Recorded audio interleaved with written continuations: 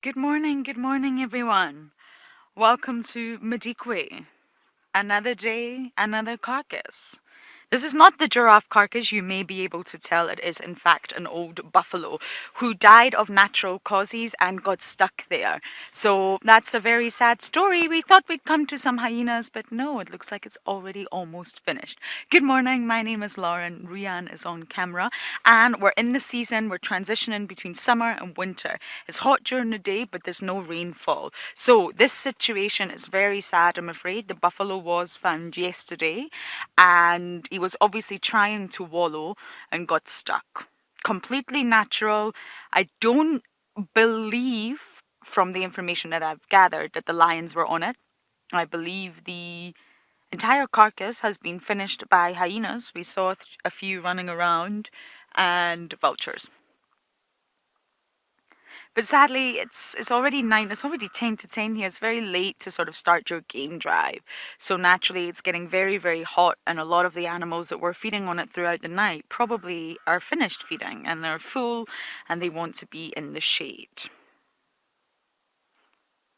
So I think we've missed the chaos. But it's not just a buffalo. If we look all around us, we're surrounded by whiteback vultures. Why they're not on the ground, I'm not sure. They should be picking up all the pieces that they can. You can also hear the pied crows calling as well. Unmistakable call. Another day, another carcass. But this was reported yesterday. We did hear about it, and obviously, it is, I believe, quite close to an inaccessible spotted hyena den. So I knew because of the proximity, hyenas are going to find this, and I believe they have. I think the den's very close by. Oh, look at the flies. Oh. So yes, buffalo generally live the herd life, but the males, once they get past their reproductive peak at about 12 years old, they will go to a more solitary life. They may also just sort of hang around with other daga boys that are also old and also grumpy, but they can live alone. This is a really young hyena.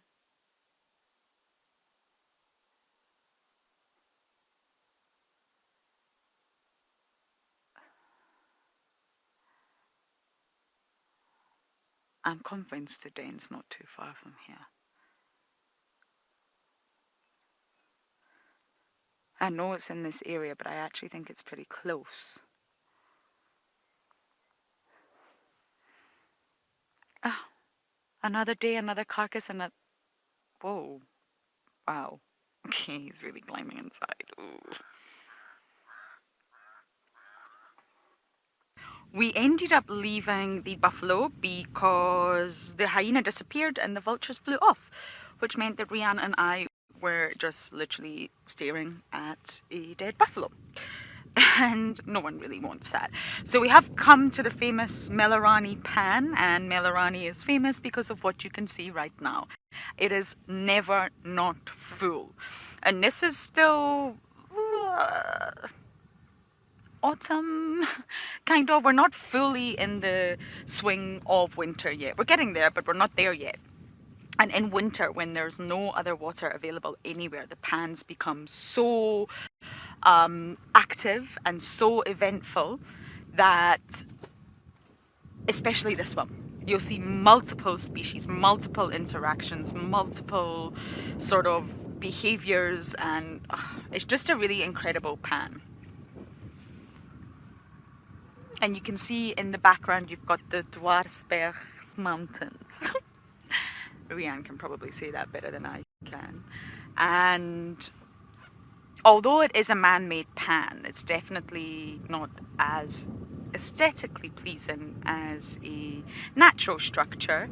It's obviously there for a reason. There has been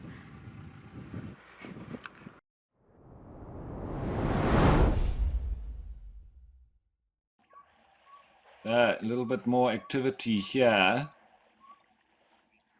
Nice to see when hippos are active. It's always lovely to watch. Oh wow, 1, 2, 3, 4, 5, 6 hippos now. So there's more than I thought. Is it six? One, two, three, four. Yeah, I think there are six. Dewey is doing well for himself. His pod just seems to keep growing. For long periods of time, he was here all by himself.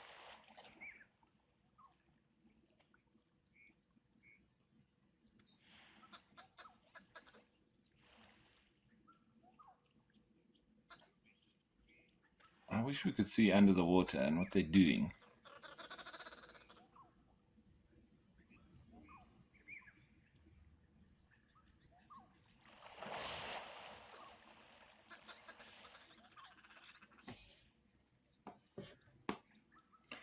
So, Tracy, I would have to say that the largest hippopods I've seen in a few places, the Zambezi, the Okavango, as well as in the Masai Mara and the Mara River.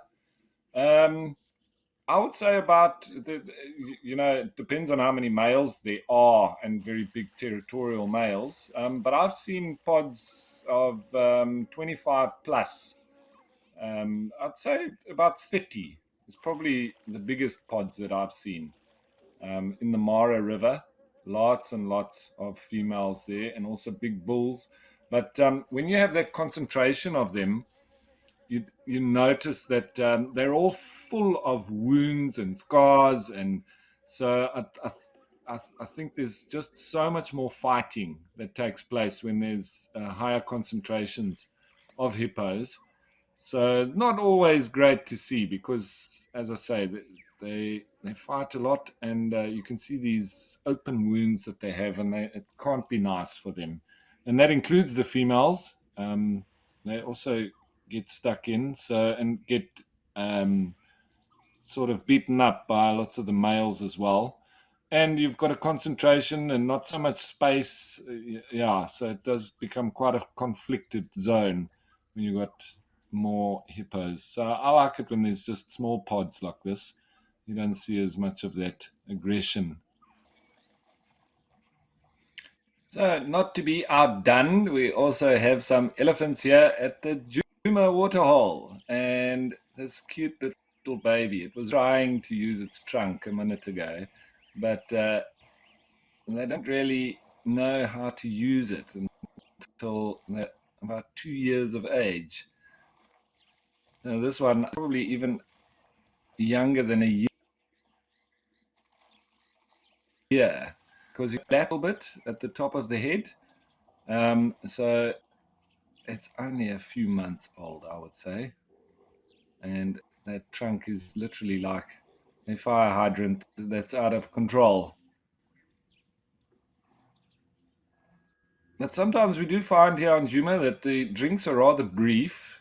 Sometimes they spend a little bit of time, but others, mostly, I would say, they come and drink and then they move off. It's when it's really hot that they will spend quite a bit of time cooling off and swimming around and playing, but it all depends on what the activity has been. Now, with them all standing dead still like that, it's generally that they're talking to each other.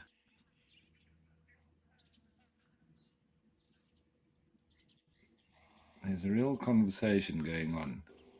See that one now? It's got its tusks that have started to come out.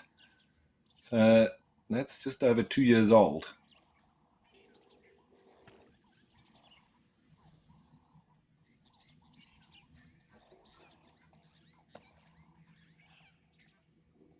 Nice little group of elephants that had come down to drink. The other day I did see Director Fang. She's got that one tusk that sort of grows almost straight down. But I don't see her in this group. I don't think it's the same herd.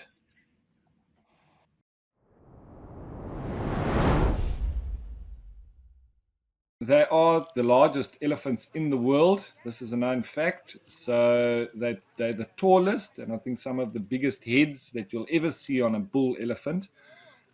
So if you really want to see big, proud elephants, Etosha is the place to go. And then they call them the sort of ghosts of the desert, or of Etosha, with the way that they really get that white color from the soil that they use to dust bathe. from this calcrete rocks. So lots to look forward to here. And if you haven't been, I suggest you go. It's one of those bucket list places, the whole of Namibia, in fact. But the real wildlife extravaganza that happens in Etosha, particularly in the dry season, is something not to be missed.